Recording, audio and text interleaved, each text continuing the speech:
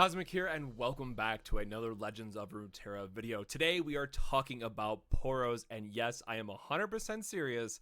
I've actually had a pretty decent win record with this so far. Right now I'm about like 8-6 with it, because unfortunately I just lost the last two that I recorded for the sake of this video, but I think this actually has something to it. So today is not going to be, necessarily like a meta tier list or something that you're going to expect to see in the ladder tomorrow, but it's something I think that has a pretty nice shell put together, and I think that actually deserves some credit, and really it's all thanks to this card and what it does. And plus, it just has some adorable text and it's a really cute artwork, so I figured, hey, I want to build a deck around this. So what is it? What does it do? Aurora, Porealis. So create 2 random Poros from any region, which is really important that it says any region, and 2 Poro snacks. So if you haven't seen this card yet, and yes, it is in the artwork, right? You can kind of see the outline of it.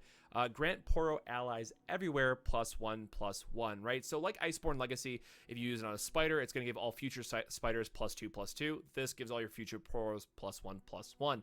And what this deck really does, if you think about Poros from set 1, you had 2 major issues. The all-in package you had in Heart of the Fluffed, and the fact that you had very limited removal. So all of that is gone, and now it really just comes down to tweaking the list and figuring out which few pieces make it and which few pieces don't make the cut in the end. So how do we figure out one of those issues, right? So with the Porealis, we already figured out, we get to spam multiple units out on the board in the late game that are either going to be 4/4s or 5/5s, and especially if you force them to do like a Ruination and you could then put 20 more damage on the board, you're going to be able to do an open attack and swing for game, right? There's nothing they can do about that.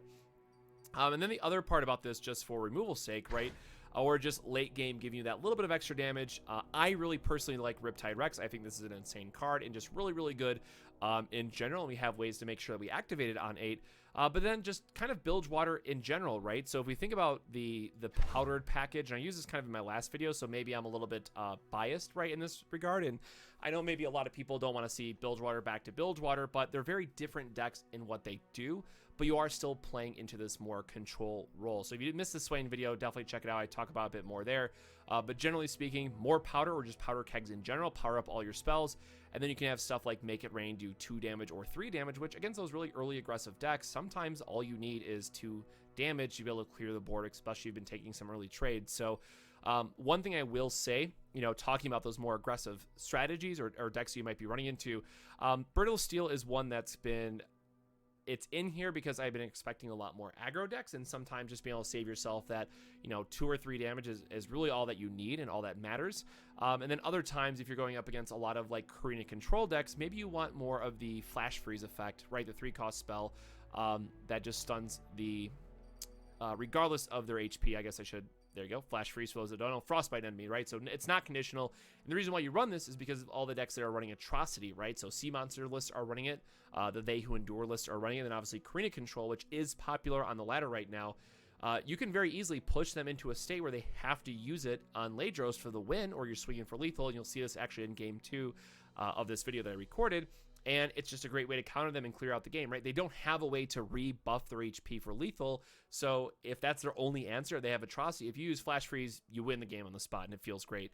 Obviously, you have to be swinging for lethal in that same sense, but it's really important. And I think it'll probably make the cut where we go back from Brittle Steel is going to get removed because aggro's not around as much, and Flash Freeze probably goes in, or maybe even Harsh Winds, right? Kind of still have to see how the meta shakes out. This is very early on, but I at least want to kind of put together the shell of this, just for the discussion piece. So the last cards here, right, for how you get the kegs, right? That's what you might be asking. Dreadway Deckhand, it's a 2/2 body. It's a great early blocker in a lot of cases, gives you a keg. And then also Petty Officer, which I think Petty Officer is still really the MVP. The fact that it's a 3/1 lets you block Elise, right? And that you can also get a random 1-cost ally of any faction, which is important because it gives you a blocker too in a lot of situations, right? Sometimes you don't need the keg, you just need more bodies on the board. And this is flexible, that it gives you whichever one you need, right? You select. It's not random, kind of like a lot of people initially thought. And then the last card, at least from Bilgewater, that I think a lot of people would expect is Twisted Fate. And I kind of hate that I was right about this in terms of I really don't like his dedicated archetype. So like the deck that, Riot wanted us to play him in, with air quotes there.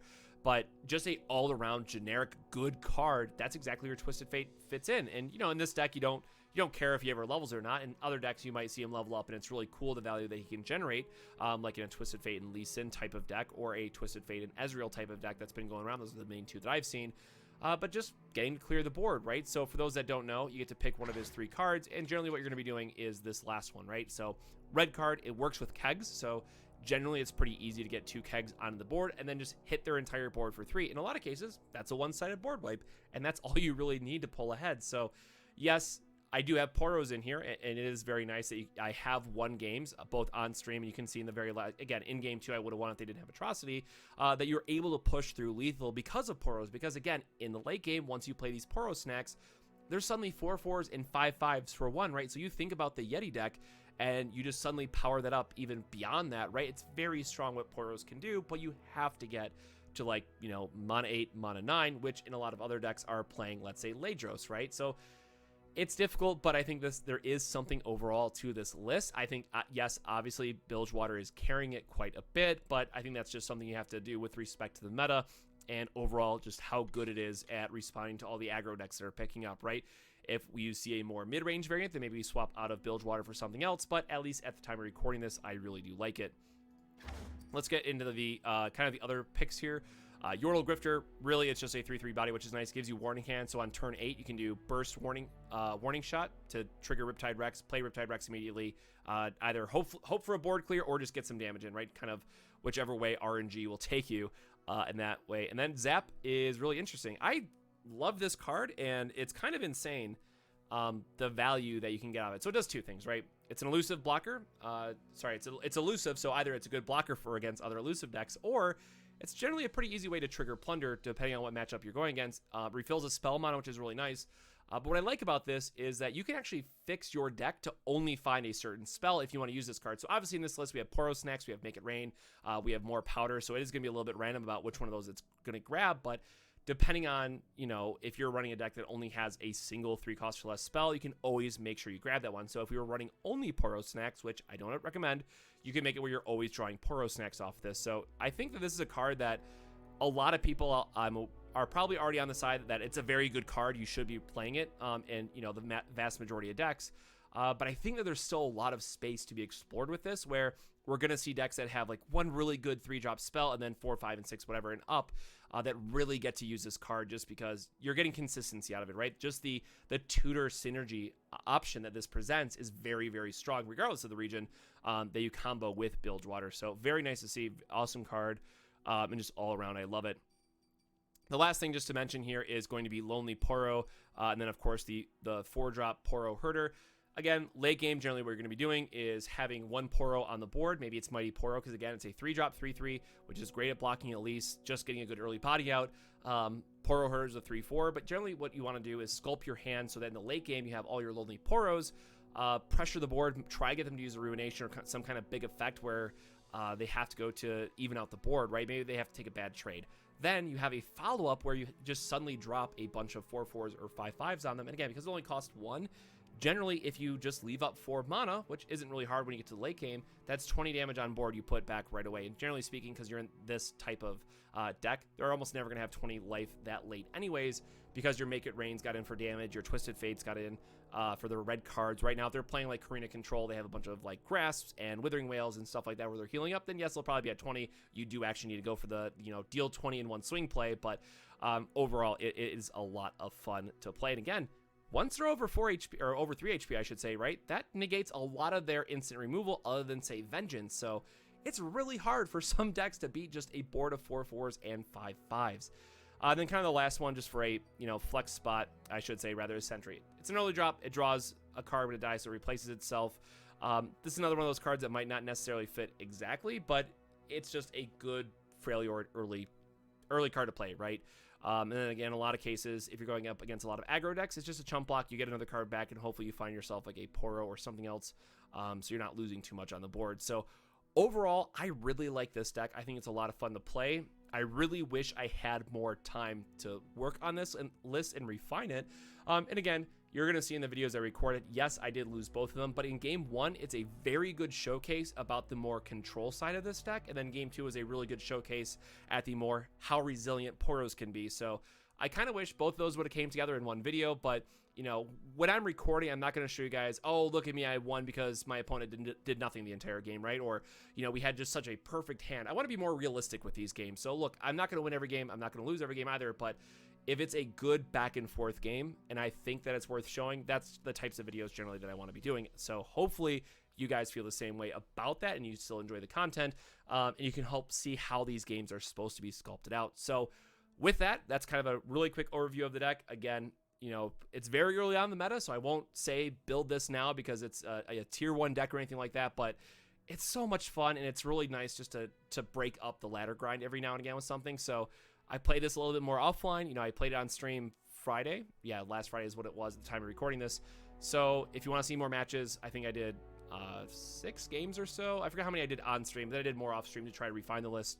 And the whole story behind this is that we actually faced a similar deck on ladder, or in ladder, I should say, but it was like a more one-drop variant, and I didn't like that as much, so I wanted to go more of a control package and late-game Poro stompy kind of deck. So, again, a lot of fun. Maybe don't waste all your resources on it right away because it is so early on in the meta, and it's by no means a tier 1 deck. It's not what I'd recommend to climb with or anything, but it's just really, really fun. So, with that, I'm going to get on with this, let you guys see the games, and of course, if you have any other decks that you want to see featured on the channel, let me know. I'm happy to go through them, record them like this. I have almost all of set 3 already, or at least all the important cards, so if you want me to test something out, just let me know in the comments below. But with that, I'm out of here, and I'll see you guys next time. Cheers. All right, so first game, looks like we're going against a interesting TF Lee Sin deck. I'm assuming the Fizz is a kind of a throw-off here, so kind of same opener. This is the exact hand that we're always going to mulligan, but looking for the same opener, more control options, right? The Lonely Poros, you actually want to draw off the Poro Herder. And, you know, this is... If I knew what my opponent was keeping, maybe we could keep this, but it seems a little bit greedy to have a 7-cost spell in our hand. So, again, trying to mulligan for our more control pieces. And this is a little bit better. You know, we may be able to just fire off a Poro Snacks when we have 3 spell mana banked up, but I'm assuming they're on a more control deck if they're playing Lee Sin. Or they are going to get the one of Fizz that's in their deck. Or maybe it's... Yeah, because it has to be 3-2-1 in that setup. Interesting. Well, we might just be getting ran over by Fizz these first couple turns. Again, we have all these 1-drops, or in 2-drops and 3-drops, so... We gotta find something here soon. They have 2 spell mana. We could just play our Poro, right? Maybe this keeps them off. But then we want to do, like, double barrels into TF. So, okay, they don't have a spell, which is pretty good for us. They might have like a Make It Rain or something, but I'm pretty sure we just always have to go for the powder play here. But they have a Make It Rain, they counter it, but Fizz is pretty annoying. TF doesn't target, so this just gives us the best kind of early play for clearing the board. So red card's going to deal 3 to everything potentially, or again, they could ping this. Then it only deals 1, but again, that's also threatening getting Fizz off the board since it doesn't target. I'm a people person. Nope. So that's pretty good for us, and we're on the attacking turn, so the overwhelm, right, will do pretty good. Okay, so Key Guardian, they're gonna put down a blocker, kind of prevent us from doing anything this turn. It seems like. I'm always up for a round Yep. or 2. Stun.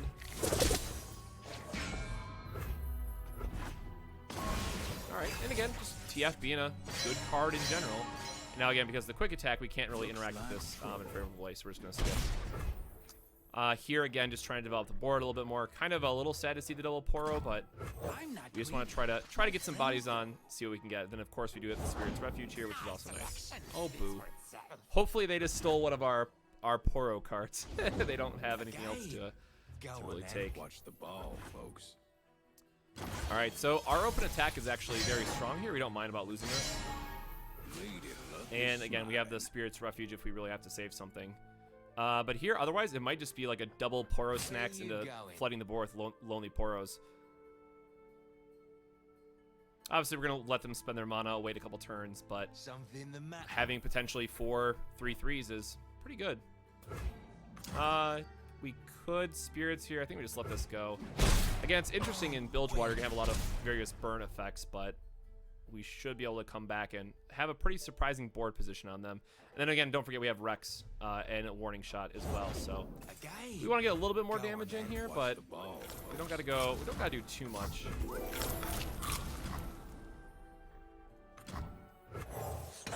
And we will go ahead and put some 3/3s down. Now, unfortunately, we don't have the plunder here, but we might be able to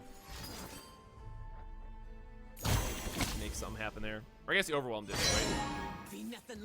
Okay, so they're probably setting up for kegs, which means we don't want to actually play this last one, which is going to be probably pretty unfortunate for us. So we'll hold this instead. Spirit's Refuge is probably going to be pretty good here, but we'll wait to see what happens. We could also hit like tough off this. This would be nice, but that TF getting leveled here is going to be pretty nasty for us. I guess you can win them all. Right, then they're going to have access to like free red cards and stuff like that.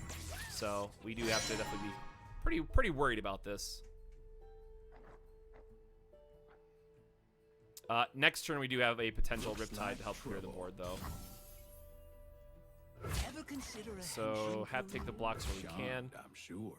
Now again, they can also combo off like mid-combat, which would be pretty awkward. So it goes blue, red, gold. So they'd only have to cast 2 spells here to make this happen. So I think we just give this up as a block. Our health total here is pretty low, so we'll just go like this. And now again, our TF is, you know, he was probably gonna die this turn anyway, so I don't mind kind of giving that up here.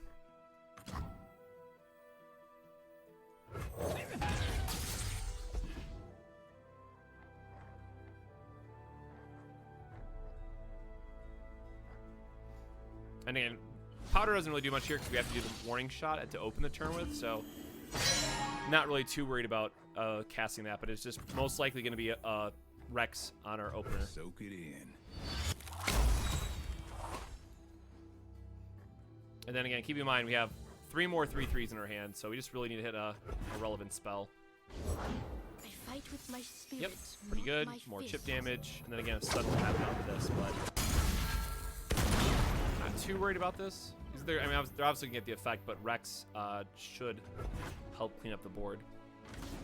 But again, we're at 12, so this is where it starts to get a little scary. Oof. Yep, TF is a good card when he's leveled up. I mean, their hand is pretty full here. Goes to 1. I don't think it's really worth using the Refuge on. I guess we could play one of these now that he's gone through all his cards, right? And we just need a bank 3, so this should be okay. So they do get it. Oh no. Well, that's kind of that is a bit of a bummer, isn't it? All right. Well, we only need a bank 3 spell mana, so we'll play this other one out. At least it has quick attack. Ah, so the second one didn't get it? Interesting. All right, so unfortunately, they're going to have a very wide board.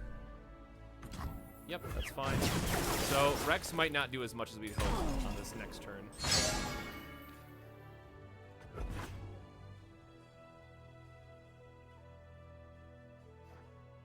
Time to bring in the RNG goodness. Man, just stealing all of our cards. How rude.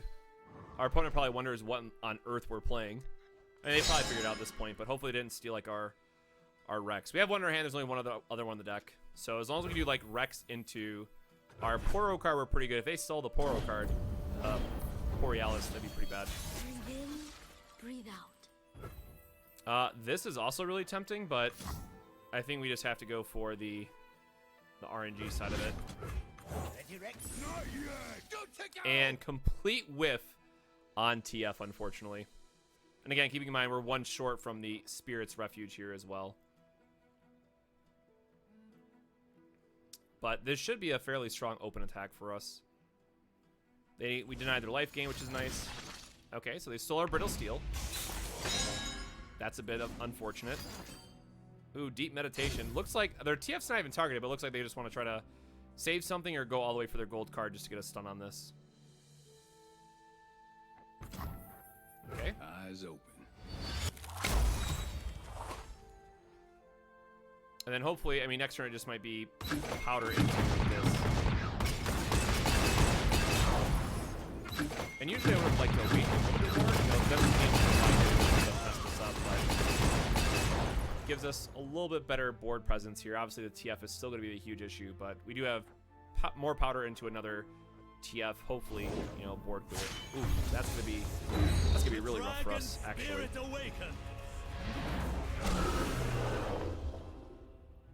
Suddenly our quick attack is not all that great. Without skill. A pleasure to see you, Master. Yep. So Lee Sin's gonna be able to come down, challenge our board, and unfortunately this might be just What be is gained when GG you against return us. malevolence? Lady Luck is smiling.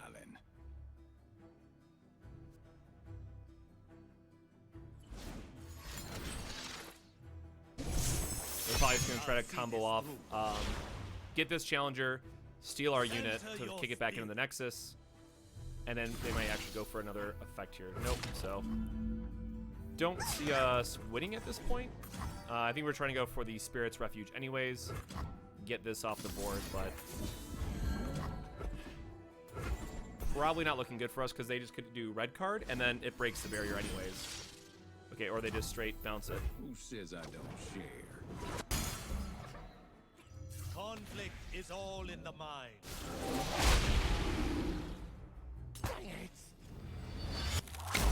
Then that resolves.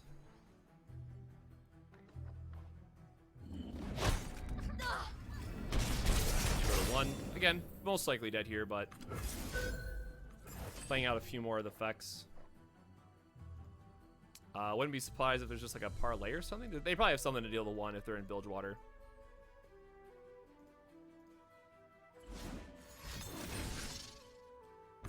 Yep. All that glitters. Eat to deny. And also because they bounced it, it reset all of our effects, but unfortunately here we just gotta go for the red card, try to plunder this. I don't see how we're gonna get through that last bit of damage. Especially with a leveled up Lee Sin. We don't have any real good activations for that. Oh, they just got the warning shot as well. What do we get? Challenger and Fearsome. All right, so actually a pretty decent game back and forth, but obviously the Lee Sin is just going to close that out. And we didn't get to resolve our spell, but hopefully that gives you a better idea of how it kind of plays out. But we'll get another game in here just for the sake of showing off the other pieces of it. Of course, this was all recorded on stream as well, so if you want to go back and watch, I think we did like 8 or so games. You always have that option, but let's get one more in here for the video. All right, game 2 looks like we have a Karina control deck, which this will be very important for getting our spell, our 7-cost spell off. So actually, we will keep this in our hand. This is still pretty greedy. I think the Poro snacks we can just play early, but right, we were going to be very worried about them having their spider package online early enough, so I don't think we can keep these two. And I think we have to keep this one just because of how good it can be in this matchup. Really, we're going to be looking for more of our Make It Rains, and Twisted Fate is really, really strong here if they try to go for the early spider play.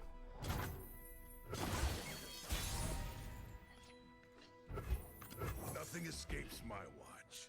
Double Poros. I mean, we got some good blockers for Elise at least. Vile Feast, sure.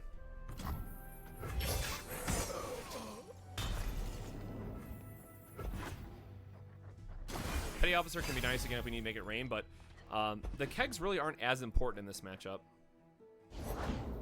Yep, so there's the Elise that we wanted to block. That's the other good reason why it's just a 3-3 for 3 in this case. Just blocking Elise in a lot of matchups is relevant. We don't want to let ourselves die to a Mystic Shot, so we can't afford to take that.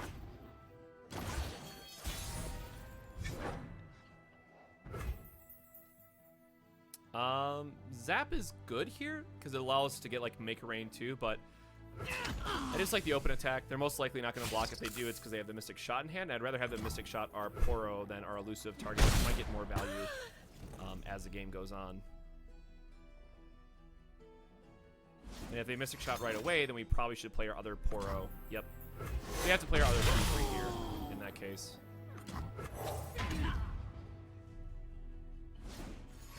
Could eat like a Thermo Beam or something. Nope. There you are. Probably just going to have a second Vile Feast here to get the flip.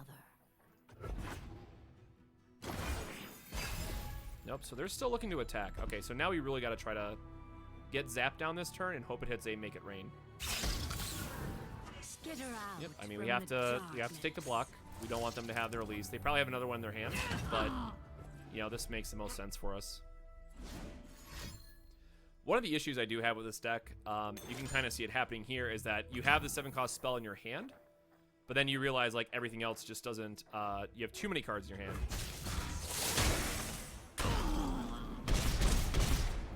All Alright, so this is a bit of an awkward spot, so we're going to have to go ahead and hit this. We're going to go up to 3 spell mana, which is nice, and we do hit the Make It Rain. So potentially we can do the Barrow plus Make It Rain, since they're most likely light on removal now. And just as a good way to threaten a 3 damage. And again, they might have an answer here, but we really just want to keep them off flipping the Elise.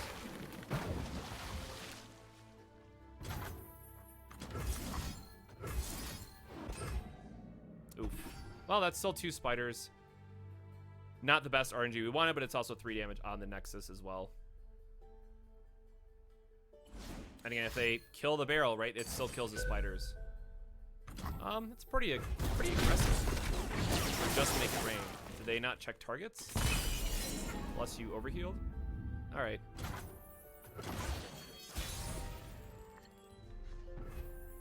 So our hand is shaping up decently, but we are going to need a little bit more help with this. And here's kind of the unfortunate part where, again, too many cards in hand, not enough spell mana. And I don't want to open ourselves up to like a Vile Feast or anything. And the only thing we have left to draw is, what, one Mighty... This is going to draw exactly a Mighty Poro and a Lonely Poro as well. So in this case, I think we just want a blocker. And we'll throw down another keg just to make them think that we have something else. And then next turn we have our spell into bursting out a lot of Poro snacks. And again, going to 3/3 is pretty good, but it's generally when you get the 4/4s for 1 is where the value really starts coming to play. But again, we have basically a follow-up of just being able to flood the boards out. Oh, whoo! We have a follow-up of getting just to flood the board out with 4/4s are now going to be 5/5s even, which is very nice. So we get to immediately do this and fire off one of the Poro snacks. Yep, we have to take the block again, right? Hush now. Oh, so they're going to grab the barrel. I think that's fine. We want to keep our 3/1 for the next turn. We don't have anything else here, so we kind of saved ourselves a little bit of damage. And I don't want them to just straight pass either, so I guess we can go ahead and rip this off, see what we get.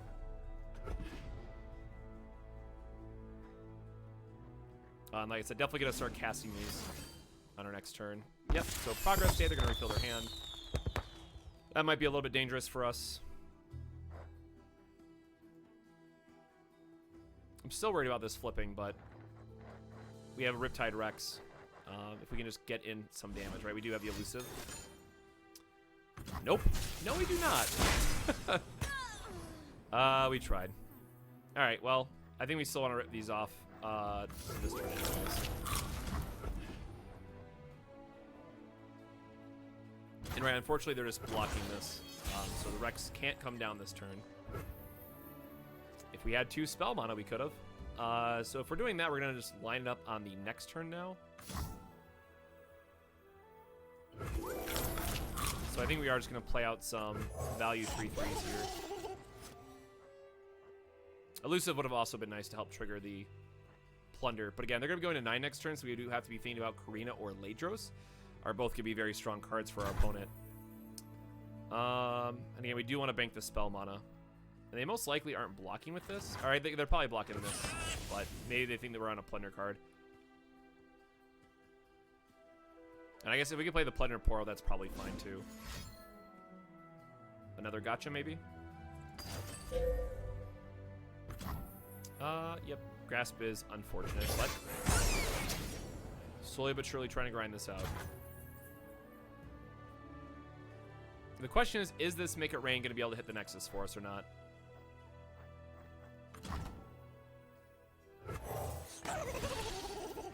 Ooh, Challengers. Challenger would have been really nice, but they would have grabbed that again, right? They just would have grasped that instead when we try to go for the Elise. Yep, there's a Commander Ladros, which is a bit of a problem for us, as you might expect. Still a very good card. So we can play a 1 Poro as a chump, and then hope that the Rex can clear it up for us. I mean, I guess we already have... We can block 2 things here, so I mean, that's fine, and we still need to save our Poros as a more aggressive option. So I think this is just fine. They have a spell to follow up. That's kind of awkward. I mean, we're going to do this in combat either way.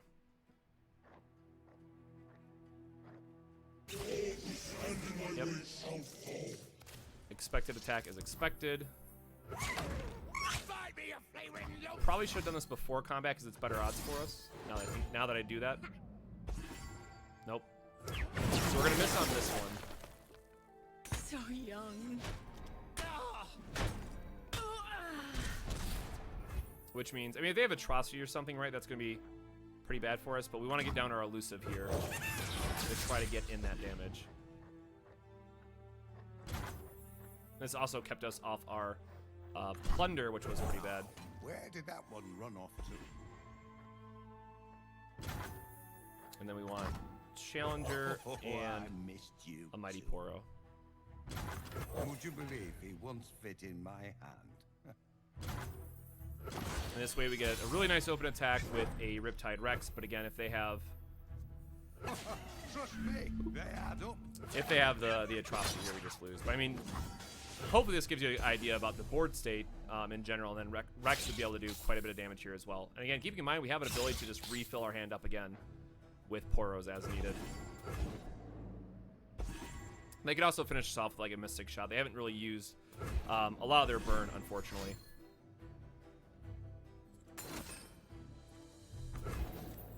All right, I mean, that's not terrible. Which means they're probably just gonna, and they can't replay their Ladros either.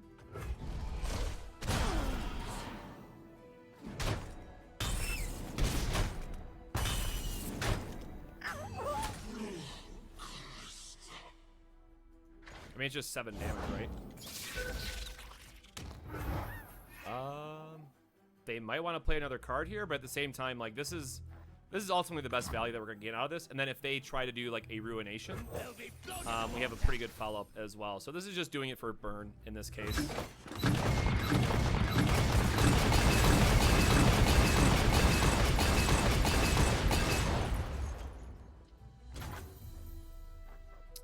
And what we have 1, we have 4. I think we just saved the spell mine. Again, we're kind of hoping for them to bait out a Ruination and then go from there. But if they have like Ladros plus burn spell, you know, we're unfortunately dead to that. It's still here the same.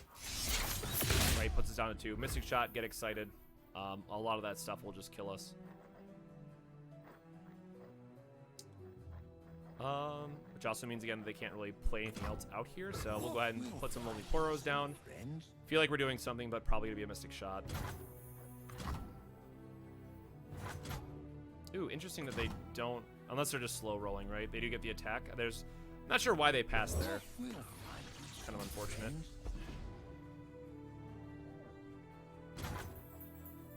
We have 7 cards in hand. They might just be letting us style off because they felt for us, right? And then Challenger being the last one. And then they kill us. No? Alright, it might just be an upkeep thing.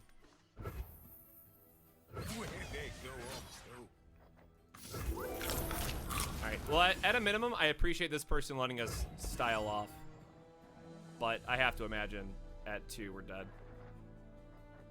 And now again, see, we still have, that's a board of 5/5s in our hand as well.